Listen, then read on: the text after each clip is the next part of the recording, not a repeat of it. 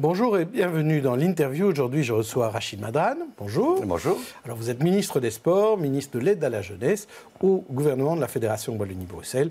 Vous êtes PS. Alors, évidemment, je vais vous poser la question sur ces élections allemandes d'hier soir.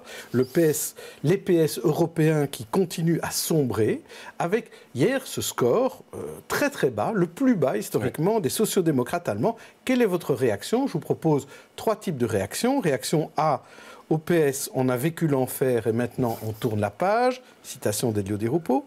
B, le PTB et l'extrême gauche nous plombent, nous les sociodémocrates. C, l'Allemagne, les Pays-Bas et la France ne sont pas la Belgique. Je serais plutôt sur la 3, même si la vérité c'est que c'est vrai que le SPD a perdu, il est à 20%. Angela Merkel aussi perd. C'est aussi le plus mauvais score de son parti, la CDU. Elle est à 32. La gauche, de manière générale, d'Erlingt, de Oscar Lafontaine, c'était lui qui avait créé ça, et les Groen, sont quand même, représentent 9 et 9, ça fait qu'il y a 38% de gauche en Allemagne. Mais morcelé. Voilà, fragmenté, 42% CDU, 32% CDU, et si vous mettez les libéraux avec, ils sont à peu près à 42. Mais ce qui m'inquiète le plus, et je crois que c'est ça l'information de ces élections, c'est l'émergence d'un parti populiste d'extrême droite, anti-islam, anti-Europe, révisionniste, qui rentre au Parlement avec 80 députés au Bundestag. Moi, ça m'inquiète. Avec le passé de l'Allemagne, voilà, je trouve que c'est terrible comme nouvelle. Moi, c'est ça qui m'a marqué hier, plus que, je vais vous dire, la défaite du SPD. Donc, la défaite des sociodémocrates, ce n'est pas tellement une catastrophe, je vous entends bien, mais les socialistes étaient au gouvernement, là-bas en Allemagne, et ils ont décidé de ne plus participer au gouvernement et de rester dans l'opposition. Est-ce que vous trouvez que quand on perd les élections, il faut aller dans l'opposition? Ils sont dans un régime de coalition, ils se disent qu'ils n'ont plus à perdre à y rester qu'à en sortir. Et je vais vous dire, ça va être très difficile de former un gouvernement en Allemagne, parce qu'ils vont devoir faire une coalition avec les libéraux et les Verts. Et ça va être extrêmement difficile de les mettre d'accord. C'est ce qu'on a dit en Belgique aussi, avec la coalition qu'on a appelée kamikaze et suédoise. Ils sont partis tout seuls. Donc justement, le PS peut-il être encore au centre de tout à Bruxelles et en Wallonie, ou est-ce que ça va être difficile pour le PS demain, lors des prochaines élections? La vérité, c'est qu'on se focalise sur le PS, mais je pense que c'est l'ensemble, aujourd'hui à l'échelle européenne, des partis de gauche, mais pas seulement, des partis politiques de manière générale qui sont questionnés. C'est tout ce qui, et les syndicats sont questionnés. C'est tout ce qui était organisation collective. L'Église a eu exactement le même chemin. Moi, je pense aujourd'hui que, finalement, si je reprends Gramsci, qui est un grand penseur de la chose politique, il disait que celui qui emporte la bataille idéologique emporte la victoire politique. Et aujourd'hui, il faut le reconnaître, le libéralisme, le néolibéralisme, l'individualisme est aujourd'hui la pensée dominante. Il faut pouvoir apporter des réponses à cela.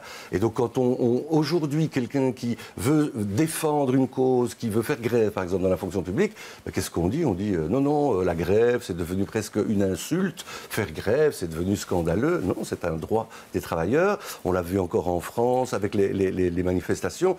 Donc je pense que ça questionne l'ensemble des formations politiques. Et nous, la gauche, c'est aujourd'hui adapter notre message au monde qui change, à l'ubérisation, à la numérisation, à l'informatisation. Donc vous dites, tout ça a changé les choses. Aujourd'hui, les socialistes, c'est plus tellement à la mode. Il faut retrouver une nouvelle envie, de nouvelles valeurs, c'est ça? Les partis de gauche progressistes qui ont pour vocation d'exercer le pouvoir et donc de changer les choses au quotidien, c'est ce que le Parti socialiste a fait depuis 120 ans. Si vous regardez les grandes conquêtes sociales, les grands acquis, c'est quoi? C'est la sécurité sociale, c'est l'instruction pour tous. C'est le PS au gouvernement et c'est pas la rue, en fait. Hein. C'est ça. Il faut qu'il y ait une traduction politique dans un Parlement pour faire changer les choses. Et donc, quand on regarde objectivement l'apport des partis de gauche dans le bien-être social, dans l'évolution du monde, on voit que les partis de gauche ont apporté des choses. Or, aujourd'hui, avec ce qui se passe, on voit que les gens ont besoin de radicalité. C'est ce qui fait qu'avec la crise, avec l'inquiétude, les extrêmes, aujourd'hui, sont devenus plus audibles. Alors, parlons du PS bruxellois maintenant. Vous êtes positionné, il y a quelques jours, comme le successeur potentiel de Loreton Kellings à la présidence de la Fédération Wallonie-Bruxelles. En tout cas, vous êtes prêts, mais il y a quand même un suspense, puisqu'elle reste jusqu'en juin 2019. Alors, pourquoi avoir annoncé ça maintenant? Simplement parce que j'ai beaucoup entendu les gens me pousser à le faire, j'ai eu des signaux des uns et des autres. Ce que j'ai voulu dire surtout, c'est je souhaite aller au bout de mon mandat. J'ai des gros dossiers à la communauté française, le code de l'aide à la jeunesse, j'ai des tas de décrets qui doivent passer en sport, en maison de justice. Je veux aller au bout de cette responsabilité qu'on m'a confiée. Donc, la première chose que je voulais dire, c'est je suis honoré qu'on pense à moi, mais moi, je dois aller au bout de mon mandat. La deuxième chose que j'ai dit aujourd'hui, Lorette a décidé d'avoir une gestion collective. Elle est en train aujourd'hui de donner de la place aux jeunes, de faire émerger une nouvelle génération. Et donc, il est évident qu'il va y avoir une nouvelle génération de responsables politiques socialistes à Bruxelles qui vont devoir prendre une responsabilité dans le renouveau de la fédération. Et je dis, moi, comme d'autres, je prendrai évidemment un rôle dans ce renouveau. Mais ce qui est très important aujourd'hui, c'est de rappeler que les choses, ça se passe très bien. Il n'y a pas de souci à la fédération. Lorette est là jusqu'en 2019. Il n'y aura pas de guerre des chefs ? Non, je connais très bien Lorette. Je sais que Lorette ne s'accrochera pas si, par exemple, avant 2019, il y a une personnalité qui émerge et qui fait l'évidence et qui fait consensus. On sera tous derrière, évidemment, cette personne, que ce soit une femme, un homme. Voilà. Donc, moi, ce que je voulais surtout dire, c'est je suis prêt, évidemment, comme je l'ai toujours fait depuis toujours. Je suis au service de mon parti. Si je suis où je suis, c'est parce que c'est le parti qui m'y a envoyé. Mais il y a une équipe. Et ce que j'ai aussi voulu envoyer comme signal, c'est de dire que les choses se passent très bien à la fédération, on est en ordre de marche, on décide de manière collégiale et les choses se passent vraiment très bien, sans conflit. Alors, quoi. Le PS Wallon relance un peu le régionalisme. Willy de Meyer a dit, il est temps qu'on se réunisse entre Wallons pour parler de régionalisation. Et côté bruxellois, vous vous réunissez souvent entre Bruxellois, donc vous devez souvent parler de régionalisme. Objectivement, la fédération bruxelloise, c'est un petit peu une fédération à part, parce que nous sommes fédération d'une région à part entière. Et donc, chaque fois que les Bruxellois socialistes se réunissent, forcément, c'est la région bruxelloise, les socialistes bruxellois qui se réunissent et qui parlent évidemment de ces questions. Moi qui suis à la fédération Wallonie-Bruxelles, ce que je pense, c'est qu'il est légitime que les Wallons, ensemble, réfléchissent à un destin pour la Wallonie. Je trouve que c'est très très important qu'ils se réunissent et qu'ils puissent voir un petit peu quelles sont les priorités, les enjeux pour eux. Mais ce qui est important aussi, c'est, et j'ai vu que Willy le dit aussi, c'est quelles relations ils vont avoir avec Bruxelles et donc avec nous. Et moi, je pense qu'il faudra garder un trait d'union entre les Wallons et les Bruxellois, et ça s'appelle les francophones de ce pays. On n'est pas aujourd'hui dans des dynamiques qui sont antagonistes, c'est-à-dire de comment on réfléchit ensemble pour avoir les meilleures structures, pour apporter les meilleures réponses au meilleur niveau. Justement, il y a cette idée de défi de Didier Reynders de dire qu'il faut mettre des ministres régionaux au gouvernement de la Fédération Wallonie-Bruxelles. Très sincèrement, c'est pas une nouveauté. On a déjà eu des ministres à double casquette. Qu'est-ce qu'on disait à l'époque quand il y avait des ministres à double casquette? On disait ils sont pas suffisamment présents, ils s'investissent pas assez dans leur matière.